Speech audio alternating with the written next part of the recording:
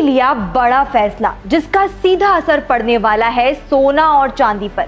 अगर आप mutual fund में इन्वेस्ट करते हैं या फ्यूचर में इन्वेस्टमेंट का प्लान बना रहे हैं तो ये खबर आपके लिए जानना बहुत जरूरी है। सेबी ने कुछ ऐसे नियम बदल दिए हैं जिसका सीधा असर सोना और चांदी पर पड़ रहा है। क्या है सेबी का नया नियम और इसका इम्पैक्ट कैसे पड़ने वाला है सोना और चांदी पर, जानेंगे आज की इस वीडियो में। नमस्कार, मैं हूं निकिता और आप देख रहे हैं गोल्ड न्यूज इंडिया GNI।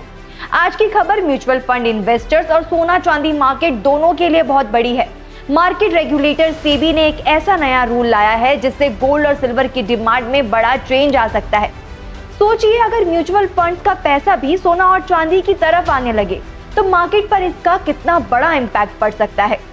अब तक इक्विटी म्यूचुअल फंड का पैसा सिर्फ शेयर्स में लगता था, लेकिन अब फंड मैनेजर्स को गोल्ड और सिल्वर में भी इन्वेस्टमेंट करने की परमिशन मिल गई है।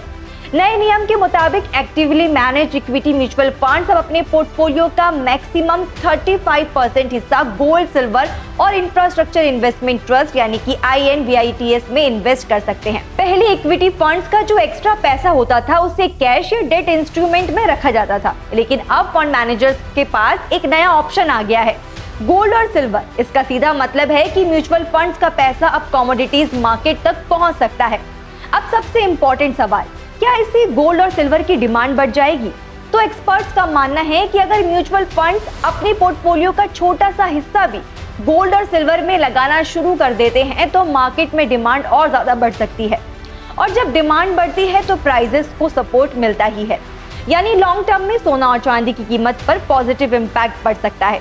गोल्ड को दुनिया भर में सेफ हेवन एसेट माना जाता है। जब स्टॉक मार्केट गिरता है या ग्लोबल टेंशन बढ़ता है तब इन्वेस्टर्स अक्सर गोल्ड की तरफ भागते हैं, यानी कि अगर शेयर मार्केट में गिरावट आ जाए तो गोल्ड का हिस्सा लॉसेस को कुछ हद तक बैलेंस कर सकता है। लेकिन यहाँ एक बड़ा रिस्क भी है।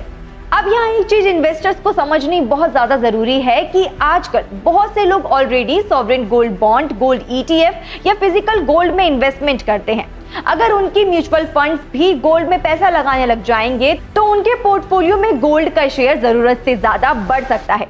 एक्सपर्ट्स इसे पोर्टफोलियो ओवरलैप कहते हैं, इसलिए इन्वेस्टर्स को टाइम पर अपने एसेट एलोकेशन को रिव्यू करना जरूरी है। बहुत लोग सोचते हैं कि गोल्ड में कभी नुकसान नहीं होता, लेकिन रियलिटी थोड़ी अलग है। गोल्ड और सिल्वर के प्राइसेस ग्लोबल इकोनॉमी, डॉलर की मूवमेंट और जियोपॉलिटिकल टेंशन से बहुत ज्यादा इम्पैक्ट होती है। जनवरी 2026 में एक ही ट्रेडिंग सेशन में गोल्ड ETF में लगभग 10% और सिल्वर ETF में 20% के आसपास की गिरावट भी देखी गई थी। एक्सपर्ट्स का कहना है कि इन्वेस्टर्स को पैनिक करने की जरूरत नहीं है। म्यूचुअल फंड्स मैनेजर गोल्ड और सिल्वर में लिमिटेड और स्ट्रैटेजिक इन्वेस्टमेंट ही करेंगे। तो सबसे इंपॉर्टेंट बात यह है कि आप अपने पोर्टफोलियो का बैलेंस मेंटेन रखें और इन्वेस्टमेंट को डाइवर्सिफाई करें। तो सेबी का ये नया रूल म्यूचुअल फंड इंडस्ट्री के लिए एक बड़ा स्ट्रक्चरल चेंज माना जा रहा है। इससे इक्विटी फंड्स को डाइवर्सिफिकेशन का एक नया ऑप्शन मिलेगा और साथ ही सोना और चांदी की डिमांड पर भी इसका असर देखने को मिलेगा। अब देखना इंटरेस्टिंग होगा कि म्यूचुअल फंड मैनेजर इस रूल को कितना यूज करते हैं और इसका गोल्ड सिल्वर मार्केट पर कितना बड़ा इम्पैक्ट पड़ता है। इसके साथ ही आपको बता दें कि आज सोना और चांदी के दामों में तेजी देखी जा रही है। MCX पर सोना 1670 रुपए बढ़कर 1,62,670 रुपए प्रति 10 ग्राम तक पहुंच गया। वहीं चांदी 9,610 रुपए चढ़कर 2,77,530 रुपए प्रति किलो तक आ गई। इस पूरी खबर पर आपको क्या कुछ कहना है हमें कमेंट सेक्शन में जरूर बताएं, और गोल्ड और सिल्वर से जुड़ी हर छोटी बड़ी अपडेट के लिए सब्सक्राइब करें गोल्ड न्यूज इंडिया और वीडियो को लाइक और शेयर करना ना भूलें।